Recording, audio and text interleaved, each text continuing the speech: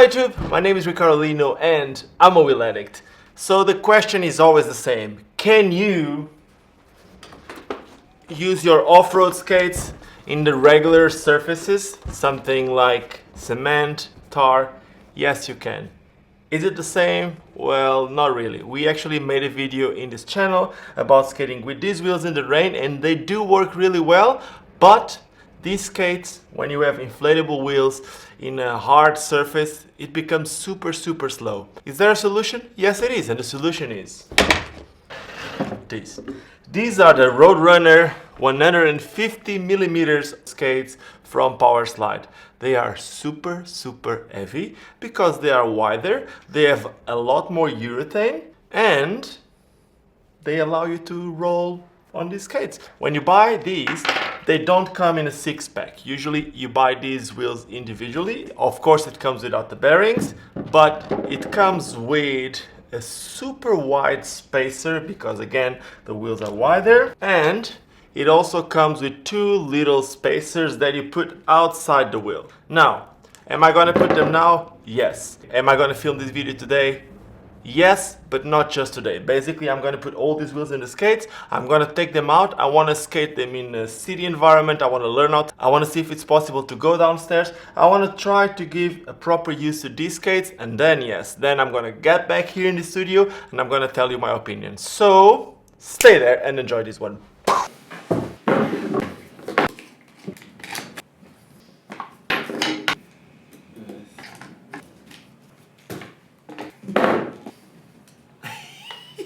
This is huge, man.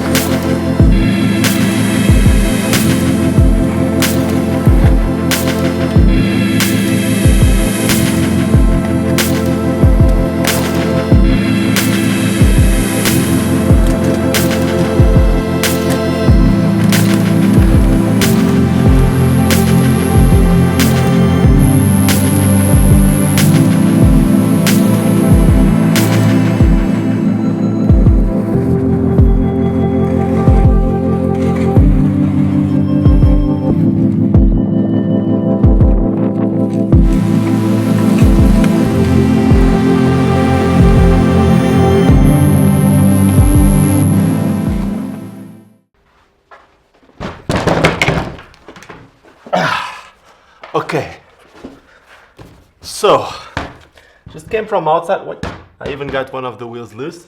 Just came from outside, and yes, I was testing these, the 150s with my Evo Trinity boot, and let me tell you a bit about it. I have a little paper here, and on this paper basically I wrote the things that I actually wanted to try, and I could actually say how I feel about 150s. So I wanted to try some slides. I wanted to try just like a parallel slide, an acid slide. Then I wanted to try some super slow strides. I wanted to try some fast strides, like skating fast. I wanted to try a trick or two. I wanted to try crossing when I turn, skating some rough surfaces, going down some stairs, and even trying just a little bit of like a grass ride, just like if I need to go a little bit off-road or something like that. So now I can actually give my opinions about this. Let me just put this one down because the table is too full. And here's the thing. Is it too big? It's not easy to skate. 150s are completely different from 125s. This might seem weird, it doesn't seem like a big difference, but it is a huge difference. From 125 to 150, it's actually a huge difference. And this frame, look, there's space here in between the wheels, which makes it a tall frame, a super long frame, and this is probably the most important thing. The wheels are actually super wide, and these super wide wheels have a bigger footprint. So tall, long, with a bigger footprint, you feel really hard to turn. Every movement is actually super slow. Do I enjoy it? Yes, I did. Would I use it every single day? I don't think so. Basically, I think that this could be the type of setup if you have an off-road setup, and if you want to take advantage of that off-road setup, yes, you can get these wheels and use your skates on the pavement. It's actually a lot better, a lot faster than using the inflatable tires. But as an everyday skate, it's really heavy and really tall. So yeah, I guess that's it. It does work for slides. I've been finding out that usually the white urethane, maybe it's just with me over the last few months, but I find out that the white wheels have a little bit less grip.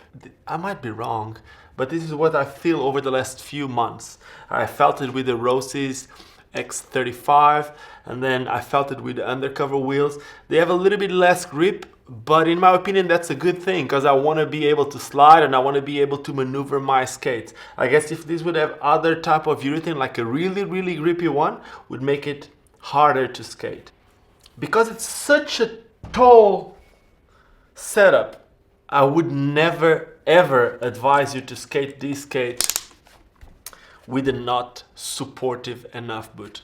I said it a lot of times, and I keep saying the same, like the more supportive boot that you can get is actually a carbon boot. That's it. You can have maybe like a plastic boot with a super tall liner laced all the way to the top, but this works. And this is not a really tall setup. It's the Evo Trinity. It's not a really tall boot, but it's actually super supportive, and I actually felt more control in this setup than I would ever expect to have. I thought it would be a lot harder to skate. Now, I know that these skates are not allowed in marathons and stuff like that. From what I know, the maximum wheel size that you can use is a 125, and 125s are not allowed if you're going to be racing in a track or if you're going to be racing in road. They don't allow you to go 125, and on marathons they don't allow you to go bigger than 125. But I believe that this could actually work. Now, the thing is, because you have such a tall setup, I believe that if you're going to be skating really long distances, yes, once you get the speed, you keep the speed. It's actually really cool. It's going to make you flow around really easy. The rough surfaces become like smooth. That's cool. But you work a lot more on your ankle. So maybe if you're going to be doing a marathon, probably after a while you would start putting your feet in wrong positions, and those wrong positions, that wrong placement of your foot would be a lot more evident, would probably not be the best for a marathon, and that's probably why the biggest is 125. Would I love to try it? Yes, I would. I would actually like to try this for longer distances. The other day we did 10 kilometers, me, my wife, some friends, trying to, I think you saw the last video, Skate and Donate. We were just trying to get some money from these animal shelter, and I did 10Ks, and I didn't really felt like nothing. Yes, it's heavy, but we're also not skating 4 wheels. It's 3 wheels, 3 150s. And my final verdict is I really enjoyed it. I wouldn't use it as my only skate, but if you have an off-road setup, if you have a 150 setup, it's actually a must, because if you go out for the weekend, you can only take one pair of skates. Well,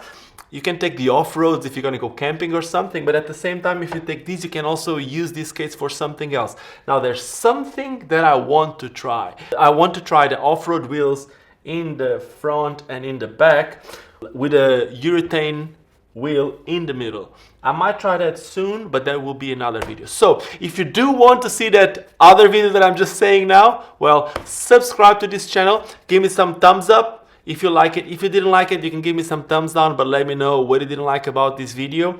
And like I always say, just don't forget why we all start skating, and it is because it's fun. Cheers guys, and see you soon. By the way, there's a lot of changes about to happen, a lot of changes.